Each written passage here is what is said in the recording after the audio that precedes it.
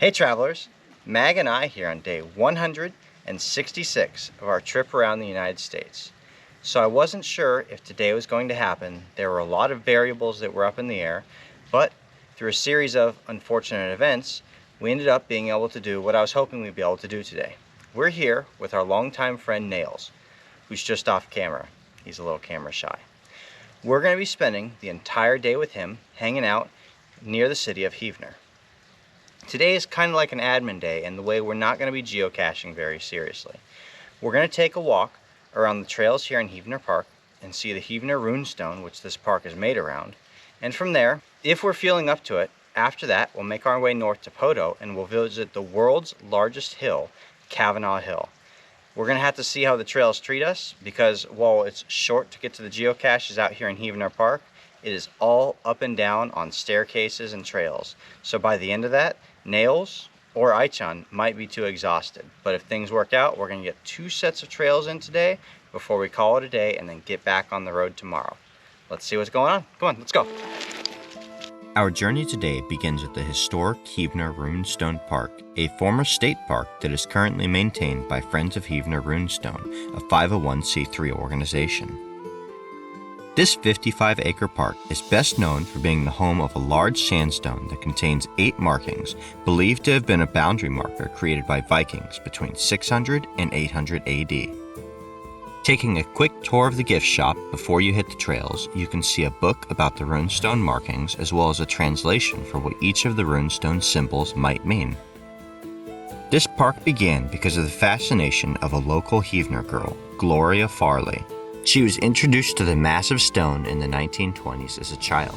The unique markings left an impression and got her to return again in the 50s. Gloria worked hard and pushed even harder to get people to hear her out and look into the history of the stone. She eventually gained support from local members of the government, including Clem Hamilton, who played a role in the park being recognized as a state park in 1970. Throughout the years, there's been a lot of controversy surrounding the authenticity of the ruins, which has got the attention of various researchers. All sorts of theories have bounced around, from it being made by the Irish, the French, Egyptians, and the Knights Templars. For those in the field, the most agreed upon conclusion is that the markings were made between Scandinavians or Vikings in the 600 to 800 AD period. Originally believed to contain a date, it is now thought that the stone was a boundary marker or a land claim. The 8 runes identified, believed to be from the Elder Futharok, translate best to no metal or glow metal, which is Little Valley or Valley owned by Glome. The park hosts well over 1,000 visitors a year, most coming here to see the runestone. For our part, we weren't too concerned about where the stone originated. It was very cool to see it, and even better to get a chance to hit the hiking trails nearby. Although my friend Nails chose to remain off camera, he enjoyed walking with Aichan and I all along the trails in pursuit of the geocaches out here. It was a fantastic opportunity to catch up on old times while getting in a little bit of exercise and showing him the city that he's lived in for so long in a new way. And don't let the distance fool you. These geocaches may look close to parking, but it is quite a ways out here. There may not be many finds in store for today, but the ones we have coming up look like they are all good ones. It gives us an opportunity to get out and get a little fresh air. Aichan only likes the trail though. She doesn't like to do the off-terrain stuff to get to the very end where the geocache is hidden. So while I'm down here enjoying the find, she has a nice seat up there perched on the mountainside. And she is more than happy to stay there and not have to slide down the leaves on the top of the rocks. She can see me from up there, and that's all she needs. In total, there are a little over 2 miles worth of trails out here, extending from the parking lot and circling in on the runestone from multiple directions. No matter which path you choose, the red or the blue, they will end up looping back on themselves at one point or another. So if you just stick to the trail and follow the blue and red painted marks and arrows, you will eventually get to where you're going, no matter which route you choose. For our part, we actually wrapped back and forth between the red and the blue trail, exploring all of the trail segments out here on the north end of the park. It is also important to note that this is one of those kind of trail systems where you absolutely have to resist the urge to follow your arrow in a straight line toward the geocache. None of these trails go in a straight line to where you're going. all of them curve around in on themselves due to the change in elevation along the way. If you attempt to take a straight line to your destination, you will most likely find yourself at a limestone cliff overlooking a drop. Despite having put in a couple of miles on the trail, Aichan was in great shape to keep up with me as we ascended back to the parking area. Although the Runestone and the majority of trails are located along the north end of the park, if you move toward the south end, you will find a beautiful playground and some of the best overlooks of Heaver available in the area. Plus, unlike the geocaches on the northern end of the trail, the geocache located on the south end of the trail is immediately off the trail and not too far behind the pavilion seen here.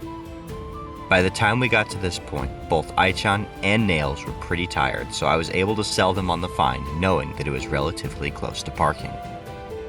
And really now, geocacher or not, who can resist an ammo can loaded full of swag? After making the find, we enjoyed one last view from the overlook before heading back down into Heaver for a little bit of lunch. Burgers, anyone? Now, if you ask me, this is a pretty genius way to maintain your soccer fields. You just let the cows roam and they'll keep the grass nice and cut for you. The other stuff they leave behind, that'll make the grass even prettier next season. With a little bit of convincing, I was able to get Aichan and my friend to join me on a trip up to Cavanal Hill. Located north of Heaver on the outskirts of Poteau, Cavanal Hill is considered the highest hill in the world at 1,999 feet. Now honestly, this designation as the highest hill in the world is a bit of a dad joke, and that too had a lot of appeal and encouraged me to make the climb up. In the United Kingdom, the government uses the height of 2,000 feet as the threshold beyond which a hiker steps from a hill onto a mountain. But in general terms, height alone is not enough to make the difference between a mountain and a hill. A mountain must also have a certain amount of prominence, its sides must be sheer, its terrain rugged, and its summit set apart from others.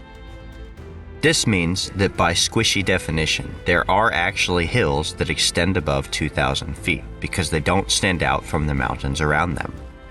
For our purposes here, we are not going to argue the semantics on the difference between a mountain and a hill. Just important to know the difference as we walk around and find a geocache before making our way all the way up to the summit.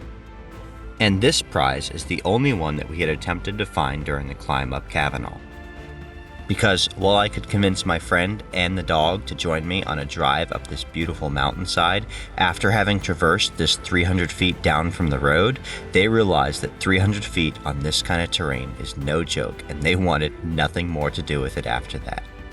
Instead, we made our way to the top and enjoyed a beautiful view looking down onto the city of Poteau. This spot provided a fantastic opportunity to catch our breath after a hike along the hillside and to enjoy a victory at the top of the world's highest hill. Alright, that's a wrap to a very short day. We started off this morning in Heaver and took a walk around the trails in Runestone Park. We enjoyed our time finding a virtual, an earth cache, and a couple of traditionals while we were out there.